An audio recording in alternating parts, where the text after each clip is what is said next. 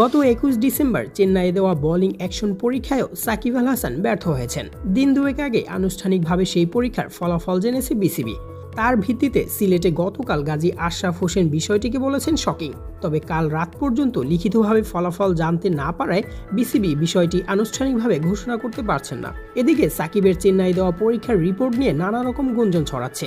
আইসিসির অবৈধ বোলিং অ্যাকশনের নিয়ম অনুযায়ী পরপর দুটি পরীক্ষায় অ্যাকশন ত্রুটিযুক্ত প্রমাণিত হলে সংশ্লিষ্ট বোলারের পরের ১ বছরে কোনো পর্যায়ের ক্রিকেটেই আর বোলিং করতে পারার কথা নয়। সেক্ষেত্রে সাকিব যদি সত্যি চেন্নাইয়ে ফেল করে থাকেন, এখন থেকে পরের ১ বছর যে কোনো পর্যায়ে ক্রিকেটে বোলিং নিষেধাজ্ঞায় থাকবেন তিনি। তবে বিসিবি সংশ্লিষ্ট একটি সূত্র এই নিয়মের একটু অন্যরকম ব্যাখ্যা দিয়েছেন। তা হলো সাকিব আপাতত বোলিং করতে পারবেন না, তবে বোলিং অ্যাকশন ত্রুটিমুক্ত করতে কাজ চালিয়ে যেতে পারবেন। তাতে যে মুহূর্তে তার মনে হবে অ্যাকশনে আর সমস্যা নেই, তিনি তখন আইসিসির অনুমোদিত যে কোনো সেন্টারে অ্যাকশনের পরীক্ষা দিতে পারবেন। কিন্তু তাতেও যদি অ্যাকশনের ত্রুটি ধরা পড়ে, তাহলে পরের ১ বছর বোলিং তো নয়ই, ওই সময়ের মধ্যে অ্যাকশন শোধরানোর পরীক্ষাও আর দিতে পারবেন না।